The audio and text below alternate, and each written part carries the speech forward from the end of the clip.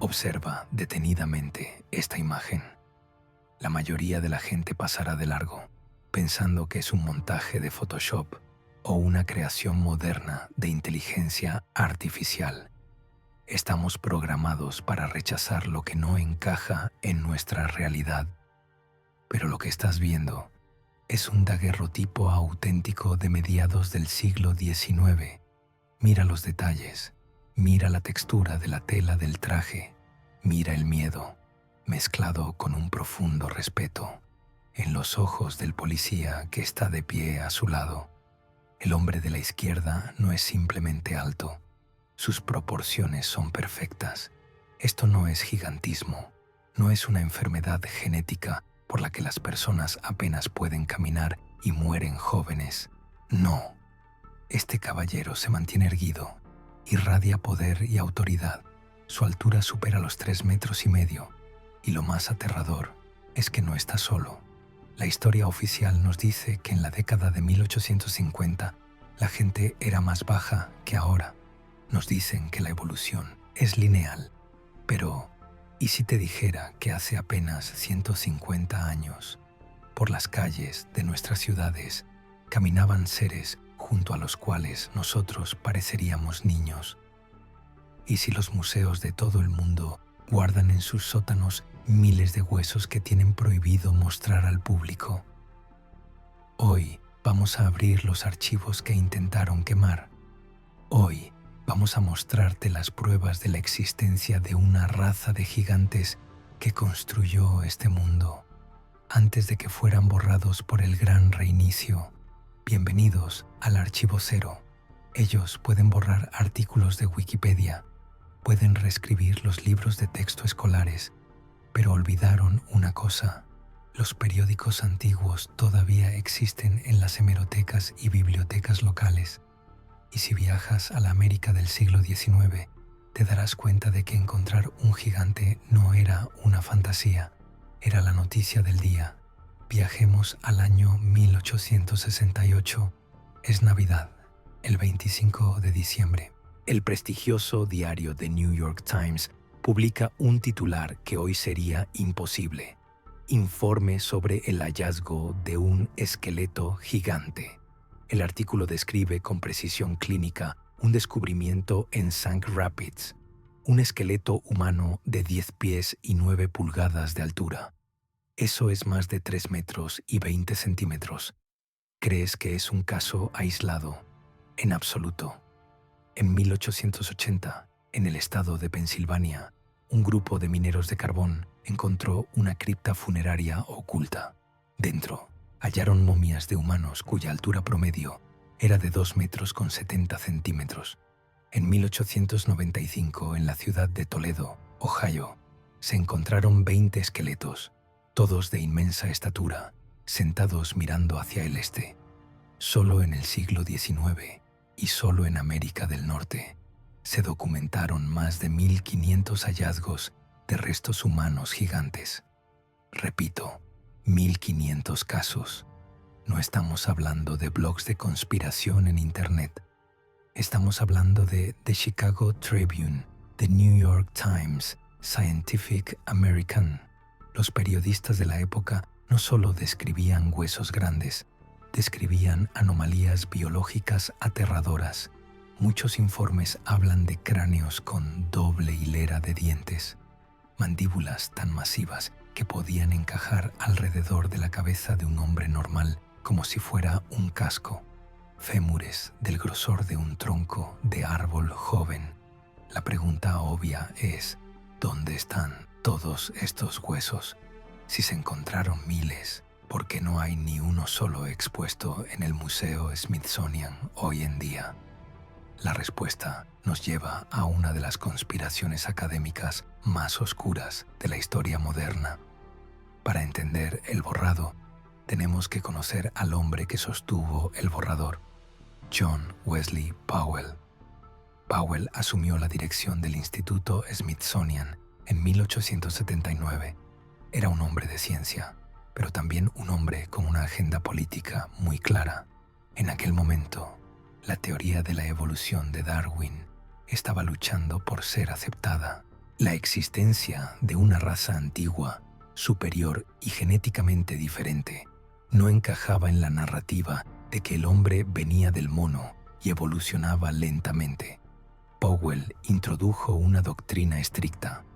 No hubo ninguna civilización avanzada en América antes de los nativos conocidos. Cualquier cosa que contradijera esto debía ser un error, un fraude o debía desaparecer. Existen testimonios inquietantes de agricultores y arqueólogos aficionados de principios del siglo XX. Cuentan que apenas reportaban el hallazgo de huesos gigantes en sus tierras, agentes del Smithsonian aparecían en cuestión de días. Se llevaban los restos para su estudio y preservación. Prometían que serían exhibidos en Washington con el nombre del descubridor, pero esos huesos jamás volvían a verse. Documentos desclasificados y filtraciones internas sugieren un destino mucho más siniestro. Se habla de barcazas cargadas con cajas de madera saliendo de los puertos de la costa este hacia el océano Atlántico, donde miles de artefactos y esqueletos fuera de lugar fueron arrojados a las profundidades. ¿Por qué tanto esfuerzo? ¿Por qué destruir evidencia científica? Porque los gigantes son la prueba de que nuestra historia es mentira. Si ellos existieron, entonces la cronología bíblica de los Nefilim podría ser real, o peor aún, la teoría de la antigua Tartaria y la civilización global anterior al diluvio de barro sería innegable.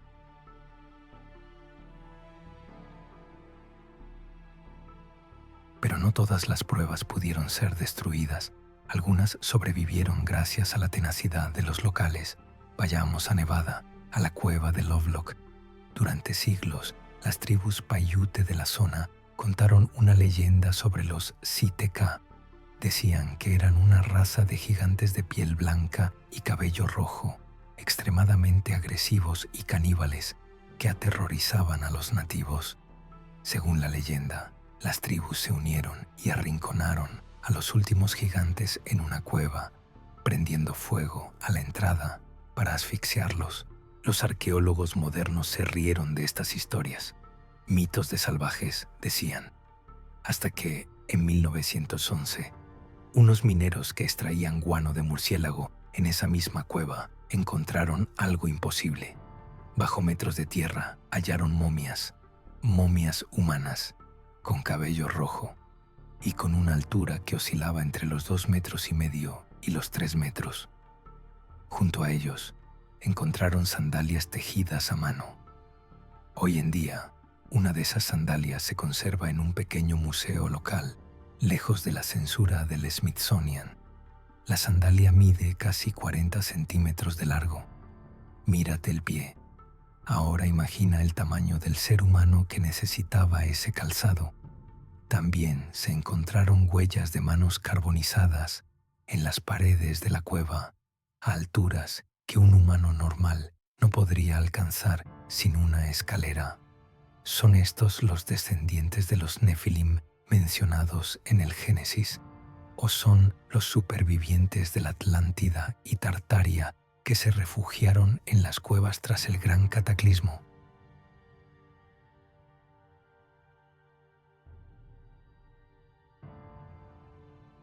Si miramos los mapas antiguos, los mapas anteriores al siglo XVIII, veremos algo curioso en el extremo sur de América.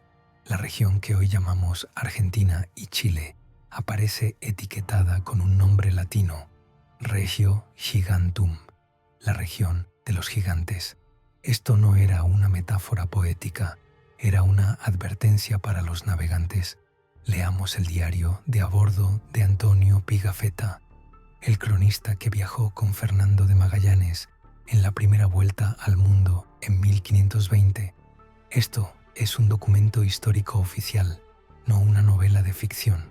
Pigafetta escribe: vimos en la playa a un hombre de estatura gigantesca que bailaba y cantaba mientras se echaba polvo en la cabeza.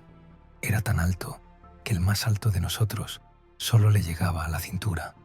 Su voz retumbaba como un toro. Magallanes los llamó Patagones, que significa pies grandes. De ahí viene el nombre de Patagonia. Pero Magallanes no fue el único. 60 años después, el famoso corsario Sir Francis Drake desembarcó en el mismo lugar. Sus escribas también describieron encuentros con hombres inmensos, aunque notaron que no eran tan altos como los descritos por Magallanes. Solo medían unos 2,5 metros. En 1766, el comodoro John Byron regresó a Londres después de circunnavegar el globo. Su tripulación juraba haber visto una tribu de gigantes en la costa sudamericana. ¿Por qué cientos de capitanes, marineros y exploradores que no se conocían entre sí contarían la misma mentira durante 300 años? Y lo más inquietante, ¿a dónde fueron? Los registros cesan abruptamente en el siglo XIX, justo cuando comienza la revolución industrial, justo cuando comienza la expansión de las potencias coloniales. Hubo una guerra de exterminio. Fueron los gigantes de la Patagonia cazados sistemáticamente para limpiar la tierra para la nueva civilización humana.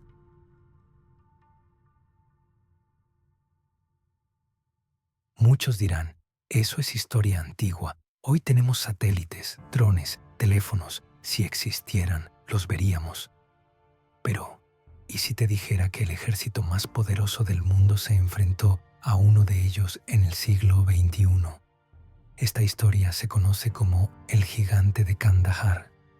En 2002, durante la operación en Afganistán, una patrulla de fuerzas especiales de los Estados Unidos desapareció en una zona remota y montañosa. Se envió un segundo equipo para buscarlos. Lo que encontraron en la entrada de una cueva cambió sus vidas para siempre. Encontraron el equipo de la primera patrulla destrozado, y entonces, de la oscuridad, salió un ser.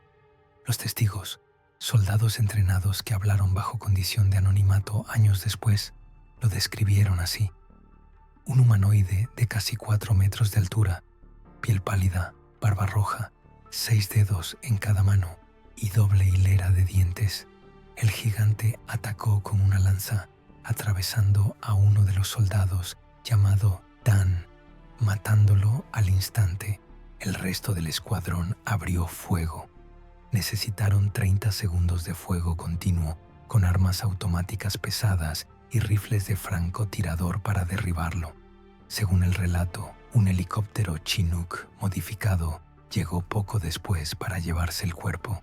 El cadáver era tan grande y pesado que tuvieron dificultades para cargarlo. A los soldados se les obligó a firmar acuerdos de confidencialidad y se reescribió el informe de la misión. Suena a película, quizás, pero coincide exactamente con las descripciones de los Sitka de Nevada y los gigantes bíblicos.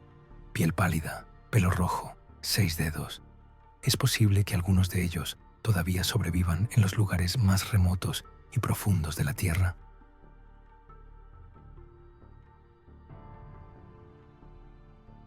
Hay algo que no pueden ocultar: los edificios. Mira a tu alrededor. Mira los centros históricos de las viejas capitales: San Petersburgo, Roma, París, Viena, Praga, incluso los edificios antiguos de Chicago o Nueva York. Observa las puertas. ¿Por qué la puerta de una catedral o de un banco construido en el siglo XVIII tiene 10 metros de altura? Nos dicen, es por la grandeza, es para sentirse pequeño ante Dios. Eso es absurdo. Desde un punto de vista de ingeniería y calefacción, una puerta de 10 metros es una pesadilla. Es pesada, deja escapar el calor, es difícil de abrir, a menos que quien la construyó midiera 4 metros. Mira los escalones de las ruinas de Baalbek en el Líbano. Cada escalón tiene medio metro de altura. Un humano normal tiene que trepar por ellos. Para un gigante es un paso natural. Mira los grabados de Piranesi, el famoso artista italiano. Él dibujaba las ruinas de Roma con un realismo fotográfico, y en sus dibujos vemos a personas diminutas, vestidas con harapos, deambulando entre arcos y estatuas colosales que claramente no construyeron ellos. La teoría es simple pero aterradora. Nosotros no construimos estas ciudades. Somos una civilización ocupa, somos parásitos que heredaron las estructuras de una raza superior que desapareció. Llegamos después del cataclismo, después de la inundación de barro. Encontramos estas ciudades vacías, limpiamos el lodo y nos instalamos. Como las puertas eran demasiado grandes, cortamos puertecitas pequeñas en la madera. Como los techos eran demasiado altos, construimos entrepisos. Nos apropiamos de su legado y luego los historiadores inventaron una narrativa para explicar cómo nosotros, con caballos y cinceles de cobre, construimos obras maestras que hoy no podemos replicar ni con láseres y grúas.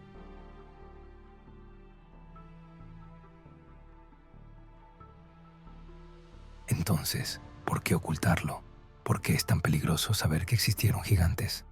Porque su existencia prueba que la civilización es cíclica, prueba que no somos la cúspide de la evolución, somos los supervivientes de un naufragio. Si aceptamos que hubo una raza de seres superiores, con tecnología de energía libre, con arquitectura eterna, y que esa raza fue borrada de la noche a la mañana, entonces tenemos que aceptar que nos puede pasar a nosotros. Los gigantes no son un mito, son la memoria de lo que la humanidad fue o de con quién compartimos este planeta. Esa foto del policía y el gigante no es un error, es una grieta en la Matrix, una prueba de que el viejo mundo era mucho más extraño, mágico y aterrador de lo que nos permiten saber. La próxima vez que veas una puerta gigante o leas una noticia vieja sobre huesos extraños, no mires hacia otro lado. La verdad está ahí fuera. Solo tienes que ser lo suficientemente valiente para verla. Soy la voz del Archivo Cero y recuerda, la historia es una mentira acordada. Hasta la próxima.